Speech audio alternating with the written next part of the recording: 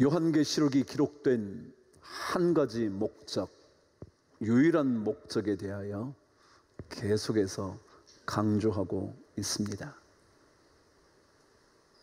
요한계시록은 교회라는 영적인 공동체를 통하여 세상 권력에 무릎 꿇지 않고 전능하신, 거룩하신 그 주님께 향한 신앙을 지키는 가장 멋진 길을 보여주기 위하여 기록되었다고 말씀드렸죠. 만일 요한계시록이 주님을 예배하는 길을 가장 잘 보여주는 것이라면 도대체 어떤 길이 우리에게 보여지는지 말씀을 통해서 우리가 확인하는 겁니다. 여러분, 길이라는 것은 반드시 목적지와 연결되어야 합니다. 목적지와 연결되어 있지 않는 길은 아무리 그 길이 멋지고 아름답게 가꾸어지거나 닦여져 있다 해도 소용없는 길에 불과할 겁니다. 만일 목적지에 이르지 못하게 하는 길이라면 그 길이 멋지게 포장된들, 그 길이 대로인들 무슨 상관이겠습니까? 가도 목적지에 이르지 못하는 길이라면 그 길이 무슨 소용과 유익이 있겠냐 말이죠. 그러나 만일 그 길을 가는 동안 반드시 목적지에 이를 수만 있다면, 그렇다면 그 길이 아무리 좁은들, 아무리 험하든 무슨 상관이겠습니까? 그 길이 우리가 가야 할 그 목적지에 이르게 하는 것이라면. 그런 거 아닌가요? 신앙생활이요? 목적지가 분명해야 합니다. 믿음의 길이요? 우리가 다다르는 곳이 확실해야 합니다. 그렇지 않다면 여러분과 제가 예배하는 이 모든 것이 무슨 유익이 있겠냐 말이죠. 우리나라 운동선수들 중에 세계를 제패한 그런 운동선수 많이 있죠. 그런데 유독 이 분야에서만은 어느 나라도 우리나라만큼 잘하는 선수가 없다고 하는 분야 하나 있답니다. 여자 선수 운동 중에 말이죠. 혹시 생각해 보신 적 있나요? 여자 골프 선수들이 전 세계를 지배하고 있다는 것 계속 들려집니다. 너무 놀랍다는 거예요. 어쩌면 한국 여자 선수들은 이렇게 잘할 수 있느냐는 거예요. 그 중에 한 선수가 있는데 리디아 코라는 선수입니다. 6살 때 뉴질랜드로 이민을 가서 뉴질랜드 국적을 얻었지만 여전히 한국계 선수라 그러죠. 한국말도 너무 잘하죠. 아마도 부모님께서 신앙이 있으신 분인지 리디아라는 루디아, 그게 루디아거든요. 그 이름을 가진 고보경이라는 선수입니다. 이 선수는 15살 때 여자 골프 세계를 점령합니다.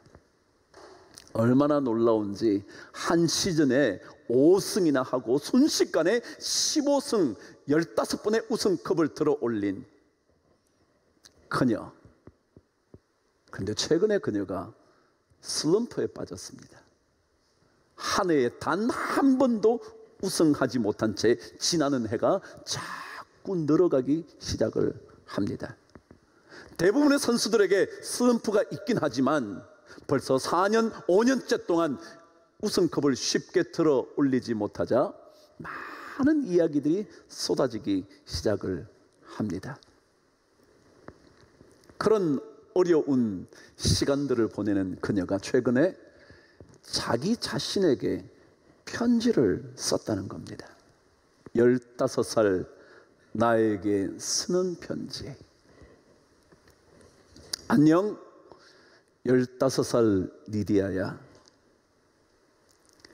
멋진 일들과 어려운 일들이 이제 너무도 많이 너에게 생겨날 거야. 즐거운 추억도 있고 내가 눈물을 흘릴 만큼 상처를 입게 될 일들도 있을 거야. 그러나 그 모든 일을 겪으면서 인간으로서 배우고 성장할 수 있을 거야. 내가 내게 줄 수 있는 가장 중요한 것은 단 하루, 단 한순간이라도 당연하게 여겨서는 안 된다는 거야.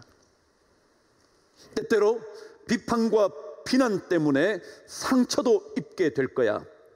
그러나 그 모든 비판과 비난들이 너를 더욱 강하게 만들어 줄 거야. 세계 1위에 오르는 것은 짜릿하고 내게 많은 것을 가르쳐 주게 될 거야. 그러나 그것과 함께 겪게 될 변화, 게임이 풀리지 않아 겪게 될 마음의 고생, 결정해야 할 참으로 많은 어려운 선택들과 실험하는 일들 또한 내가 성장하는 미끄럼이 반드시 되어 줄 거야. 여러분, 이 편지를 읽는 동안 한 가지 분명한 목표와 방향이 있어요. 아무리 자신의 삶에 비판과 비난이 쏟아져도, 즐거운 추억과 눈물을 쏟을 만한 고통스러운 순간이 있어도 그 모든 것들이 자신의 인생을 성장시키고 성숙시키는 미끄럼이 될 거라는 방향. 그녀는 방향을 놓치지 않고 있는 겁니다. 비록 지금은 평범한 선수에 불과할지라도, 지금은 우승컵을 들어 올릴 만큼 실력이 되지 않는 듯 보여도 그녀의 방향이 분명합니다. 여러분, 신앙도 마찬가지예요. 우리 신앙이 가는 목표가 분명하다면 우리의 가는 길의 과정에 일어나는 수많은 사건들은 그리 중요하지 않아요. 그 모든 과정을 통하여 우리는 더 강해질 것이고, 더 영적으로 성숙하게 될 것이고, 더 목적지에 분명하게 도달하게 될 것이기 때문에 그런 거죠. 오늘 저는 에베소 교회의 이야기를 읽으면서 이런 제목을 묵상했습니다. 우리는 어디로 가고 있는가? 다시 말하면 여러분과 저의 신앙의 목표가 어디로 가고 있는가? 어디를 목적지로 삼고 있는가에 이 말씀이 저에게 도전이 되었습니다. 에베소 교회, 듣기만 하셔도 이 단어를 떠올리시죠? 처음 사랑이라는 단어 말이죠. 익숙한 교회에 던져진 메시지입니다. 그런데 이 에베소 지역은 소아시아로 들어가는 항구에 있는 도시였습니다. 그래서 그런지 상업이 굉장히 활발하게 일어난 지역이었고, 그것 때문에 물질적 풍요가 넘쳐나는 도시였다고 기록하고 있습니다.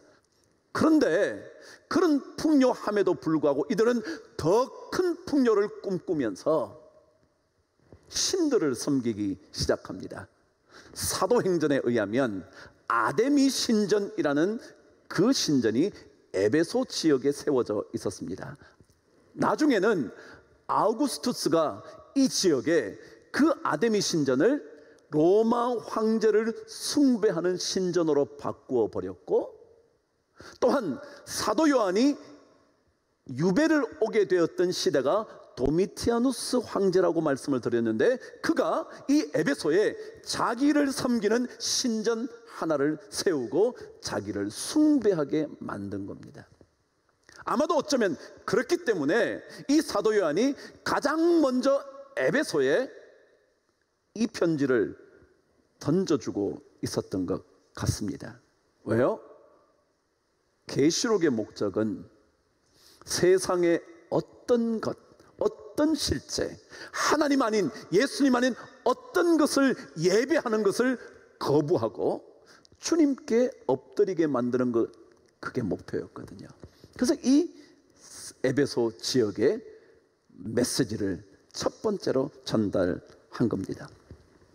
그런데 우리가 이제부터 7 교회에 보내진 편지를 묵상하게 될 텐데, 7 교회에 보내진 편지에는요 특징이 똑같은 게 있습니다. 그 첫 번째가 모든 교회들마다 그 교회 첫머리에 예수에 대한 이야기가 등장하는 겁니다. 마치 1장에 우리는 계시록 전체의 핵심 주제인 예수 예배라는 것에 관하여 증거하기 위하여 예수님의 모습을 계속 그려놓았다 그랬죠. 환상을 보면서 말이죠. 그 환상 속에 나타난 예수님의 모습을 7 교회마다 하나씩 나누어 전달하기 시작을 합니다. 오늘 에베소 교회는 첫 번째 1절에서 이렇게 예수님의 모습을 그려놓습니다. 이것이 우리가 가야 할 믿음의 방향 첫 번째 모습입니다. 1절 저와 함께 읽습니다. 시작. 에베소 교회의 사자에게 편지하라. 오른손에 7 별을 붙잡고 7 금 촛대 사이를 거니시는 이가 이르시되. 그렇습니다. 앞에서 다 들었던 얘기죠.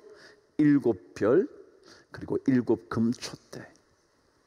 근데 이 7 별과 7 금 촛대의 단어 사이에 등장한 동사가 2가지가 있습니다. 하나는 붙잡고라는 말이고 또 하나는 거닌다는 단어입니다.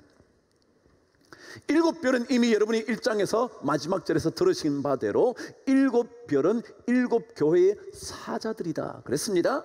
제가 7 교회의 사자들이라는 말은 결국은 그 교회 전체를 의미하는 것이라고 말씀드렸고 7 금 촛대 또한 7 교회라고 말씀을 드렸습니다. 그러니까 주님은 어떤 분이냐 하면 7 교회, 모든 교회를 붙잡고 계시고 그 안에서 역사하고 계시는 분이 주님입니다. 그게 1절 말씀에 드러난 내용입니다. 이것을 통하여 우리 신앙의 방향 첫 번째, 이것을 붙잡고 이것을 목적지로 삼고 놓치지 말아야 하는 첫 번째, 교회의 주인은 예수다 라는 겁니다. 이 교회를 붙들고 있는 분은 예수님이라는 거예요. 이 교회를 붙들고 있는 분이 여러분이 아니라는 겁니다. 이 교회를 붙들고 있는 사람이 제가 아니라는 겁니다.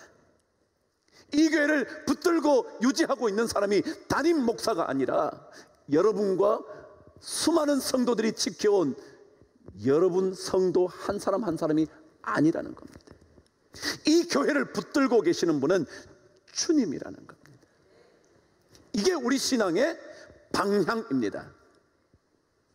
여러분의 수고와 저의 땀 흘림, 여러분의 헌신과 저의 선신, 이 모든 것을 통하여 교회가 유지되는 것 같지만 그러나 결코 그것으로 인하여 교회가 흔들림 없는 것이 아니라 주님께서 이 교회를 붙들고 계셔야 흔들림이 없다는 이 방향 놓치지 말아야 한다는 겁니다. 더더욱이 거니신다는 단어는 원래 지배한다, 다스린다는 의미입니다. 그러니까 이 교회를 다스리는 분은 주님이시라는 거예요. 담임 목사인 제가 아니라, 열심을 내는 여러분이 아니라 주님이 주인이시라는 겁니다. 다른 어떤 것도 주인이 될 수가 없습니다. 교회의 물질이 주인이 될 수 없습니다. 여러분과 저의 삶의 형통함이 주인이 될 수도 없습니다. 여러분과 제가 간절하게 드리는 기도의 응답의 역사도 또한 이 교회의 주인 될 수 없습니다.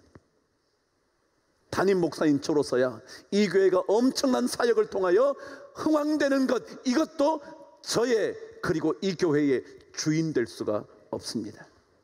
교회의 주인은 예수 그리스도 그분입니다. 그분을 바라보는 것이 우리 믿음의 방향이라는 겁니다. 아니, 우리 교회의 방향이라는 것입니다.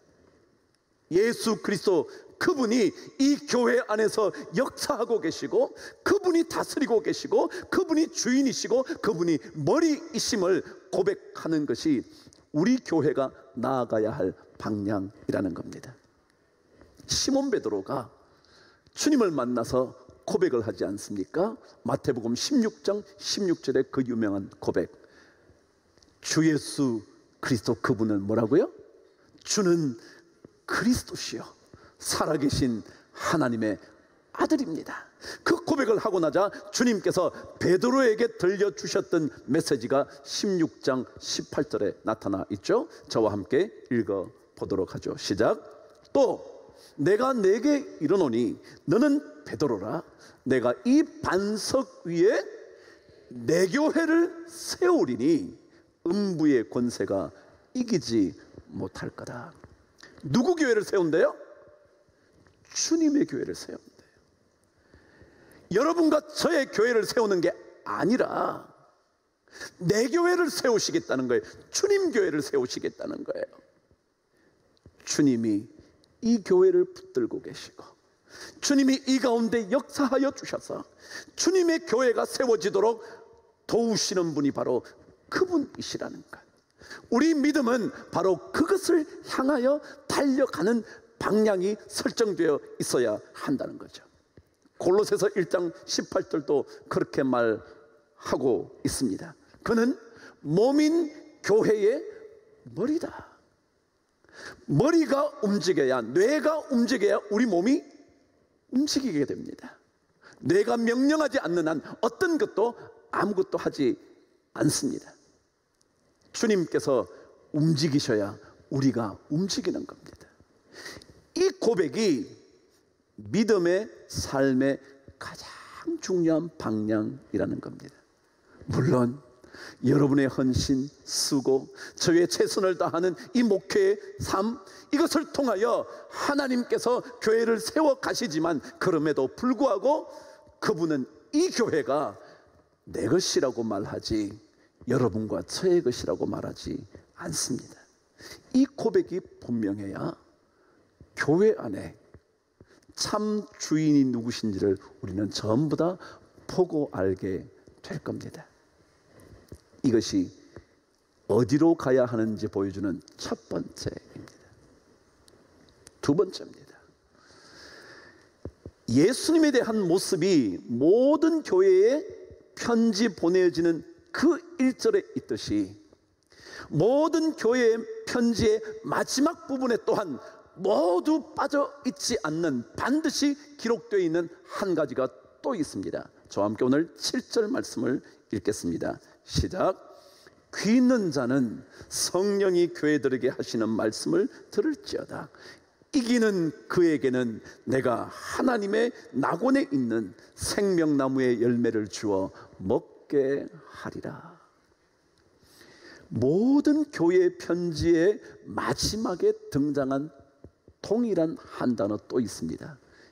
이기는 자에게라는 겁니다. 이기는 자. 우리의 목표는 영적인 전투에서 승리하는 것입니다. 영적인 전투에서 승리하는 것이 우리 믿음의 삶의 목표입니다.